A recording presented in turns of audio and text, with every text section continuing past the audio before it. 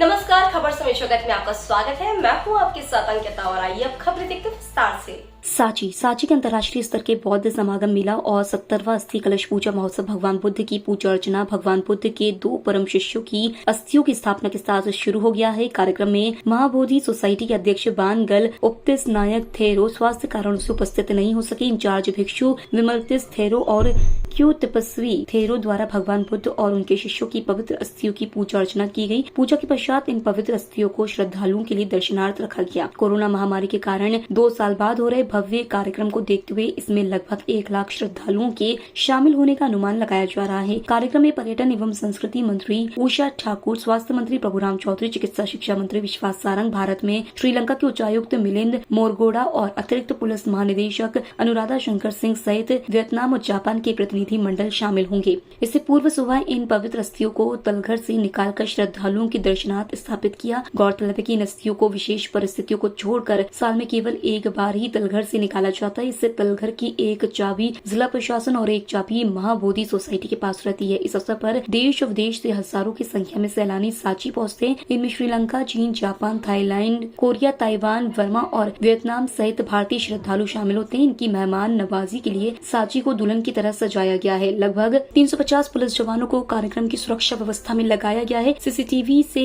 पैनी नजर रखी जा रही है। वहीं कार्यक्रम में श्रद्धालुओं की संख्या को देखते हुए 10 ट्रेनों का स्टॉपेज सांची में किया गया है। अस्थि कलश पूजा महोत्सव के इतिहास की बात करें तो सम्राट अशोक द्वारा भगवान बुद्ध के 2 परम शिष्य हरियंत सारिपुत्र और महामोगल्यान की पवित्र अस्थियों को सांची में स्तूपों का निर्माण कराकर स्तूप क्रमांक 3 में सुरक्षित रखवाया गया था। कालांतर में इन स्तूपों के जीर्ण हो जाने पर अंग्रेजी शासनकाल में अलेक्जेंडर कनिंघम द्वारा स्तूपों की खुदाई के दौरान इन पवित्र अस्थियों को इंग्लैंड के विक्टोरिया म्यूजियम में रखवा दिया गया था। आजादी के बाद इन पवित्र अस्थियों को 100 साल बाद भारत सरकार और श्रीलंका महाबोधि सोसाइटी के अथक प्रयासों से सांची लाया गया, जहां तत्कालीन भोपाल नवाब द्वारा सन 1946 में दी गई 2.6 एकड़ जमीन पर एक भव्य चैत्यगिरी विहार का निर्माण कराकर 30 नवंबर 1952 को तत्कालीन प्रधानमंत्री पंडित जवाहरलाल नेहरू की उपस्थिति में इन पवित्र अस्थियों की पूजा अर्चना के पश्चात मंदिर में बने तलघर में रखवा दिया गया। उस समय तत्कालीन भोपाल नवाब ने बौद्ध मंदिर के लिए भूमि और 25,000 की राशि उपलब्ध कराई थी।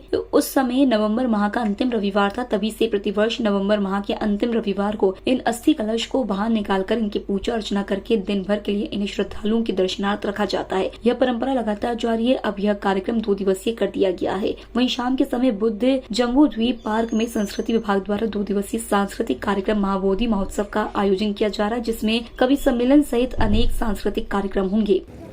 इसी बार हमारे बड़े गुरु जी अभी जापान में है, बानगल उपतिस नायक थेरो जी के आशीर्वाद से ये अपना चैत्यगिरी विहार का 70 साल का एनिवर्सरी है।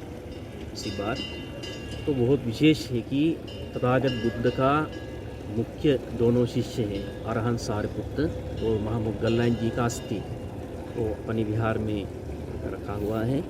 वो हर साल में नवंबर लास्ट सैटरडे संडे में 2 दिन के लिए पब्लिक के लिए दर्शन के लिए और भारत को और सब विश्व को शांति मिलने के लिए अपनी प्रार्थना करके सब पूजा पाठ करेंगे। कोरोना के 2 साल बाद हुआ है, किस तरह का उत्साह का माहौल है इस बार?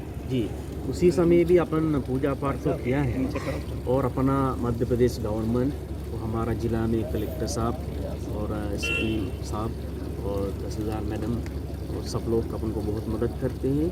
अभी पूरा व्यवस्था तैयार है। अपन सोच रहे हैं इसी बार 1 लाख के ऊपर ज़्यादा पब्लिक आएगा और सांची स्टेशन में 12 ट्रेन रुकेगा। सब तैयार है। मन से अपन को मदद किया है। कहाँ से अनुयायी आ सकते हैं? जी, अभी श्रीलंका और जापान, वियतनाम, सिंगापुर विशेष करके बताना है कि इसी बार और जापान से बहुत लोग आ चुके हैं। वो लोग सब इकट्ठे होकर पूजा पाठ करेगा। आपका नाम सर? आपका नाम? मेरा नाम श्रीलंका महाबोधि सोसाइटी में काम करते हैं, तपस्वी थेरो। सांची से खबर समय जगत के लिए जगदीश महतो की report. For latest news, subscribe to our channel and press the bell icon.